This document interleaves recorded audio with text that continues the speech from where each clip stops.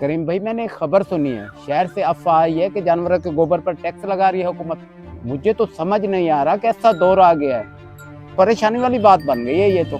हाँ रमजान भाई, खबरों में तो मैंने भी सुना था कि गोबर के ऊपर टैक्स लगा रहे हैं। पहले बिजली के बिलों ने तंग किया हुआ था, ये नया अजाब आ रहा है। और भाईजान, मैंने सुना है कि अफसर आएगा, मौके पे जानवरों की गिनती करेगा और टैक्स वसूल करेगा। अगर हमने टैक्स ना दिया तो जानवर जब्त कर लेगा। बताओ, हम जानवर लेकर कहाँ जाएं? रमजान भाई, बिल्कुल आप सही कह रहे हैं। तो जुल्म की इंतहा हो रही है। हम गरीबों के पास तो घर चलाने के लिए पैसा नहीं है, ऊपर से ये गोबर टैक्स। अब अफसरान को क्या कहें, इतने पैसे कहाँ से ला के दें। करीम भाई, मेरे पास तो 10-12 जानवर हैं जिनका दूध बेच के मैं घर का गुजारा कर रहा हूँ, जबकि ये गोबर उठा के हम आग जलाने के काम आता है। ज़ाया तो नहीं कर रहे ना।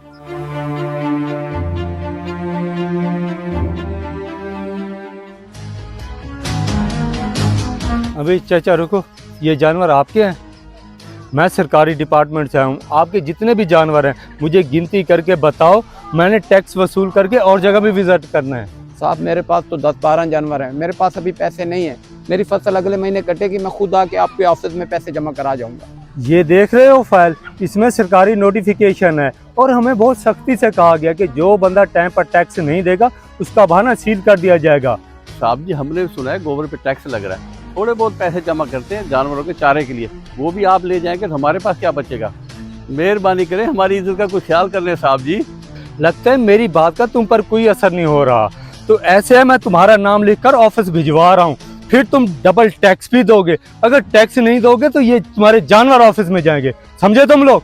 नहीं साहब जी, आप ऐसा ना करें। ये लें, कुछ पैसे हैं, ये आप रख लें, बाकी पैसे हम आकर खुद जमा करवा जाएंगे। साहब जी, एक काम कीजिएगा, ये नाम हमारा बड़े अफसर तक नहीं जाना चाहिए। हमने अपना फर्ज अदा कर दिया, आप भी हमारा ख्याल करेंगे। हम बहुत गरीब हैं। चलें चलें, आप लोग परेशान ना हो। अगर आप लोगों का ज्यादा टैक्स बना तो मैं खुद वसूल करने आऊँगा। आप परेशान ना हो, मैं चलता हूँ।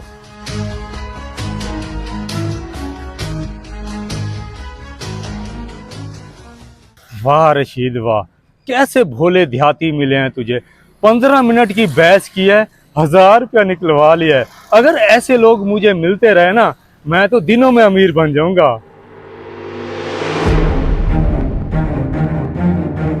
अब्बा जी, ये क्या सुन रहा हूँ मैं? आपने किसी अननोन बंदे को गोबर टैक्स के नाम पे पैसे दे दिए, वो भी बिना किसी से पूछे हुए।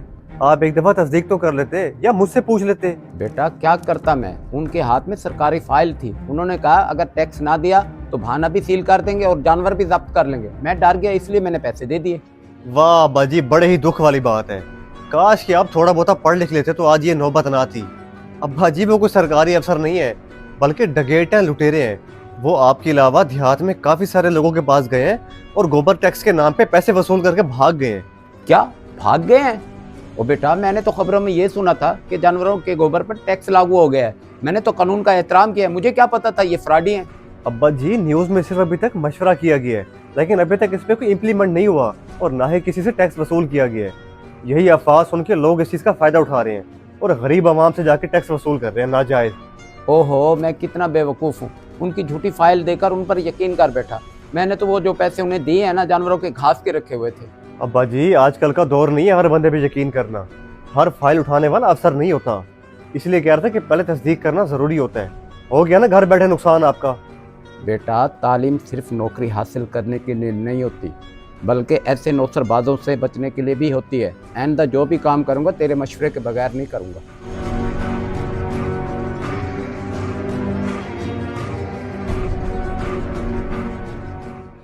वो करीम भाई, जुल्म हो गया अपने साथ। सुबह जो अफसर आया था ना, वो अफसर नहीं था, धोखेबाज था। अभी तो गवर्नमेंट ने टैक्स वसूली की इजाज़त नहीं दी और वो जो हमसे 1000 रुपये ले गया ना, हमारे साथ फ्रॉड कर गया है। हमें तो पता ही नहीं चला। मेरे बेटे ने आके मुझे बताया है। रमजान भाई, आप बिल्कुल ठीक कह रहे हैं। वो हमें बेवकूफ़ बना गया है। टैक्स वसूली अभी शुरू ही नहीं हुई, वो हमें चूना लगा गया। आप सही कह रहे हैं, वाकई वो हमें चूना लगा गए। और हमारे काम देख, ना फाइल चेक की, ना कोई रसीद लिए। धोखा तो हमने अपने साथ खुद ही कर लिया है ना।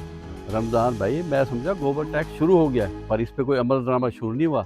ये जो जालसाज लोग हैं ना, ये गरीब देहाती लोगों को लूट रहे हैं। बिल्कुल भाई, आप ठीक कह रहे हैं। आजकल लोग न्यूज़ का फायदा उठाकर ना अफसर बनकर देहात में जाकर लोगों को लूट रहे हैं। हमें ऐसे लोगों को जाने नहीं देना चाहिए, बल्कि उनकी तहकीक और तस्दीक करके फिर उन्हें छोड़ना चाहिए। अब रोने का कोई फायदा नहीं है, चल के उस फराडी को पकड़ते हैं और लोगों में ये आगाही देते हैं कि उन जैसे फराडी लोगों से वो बच सकें।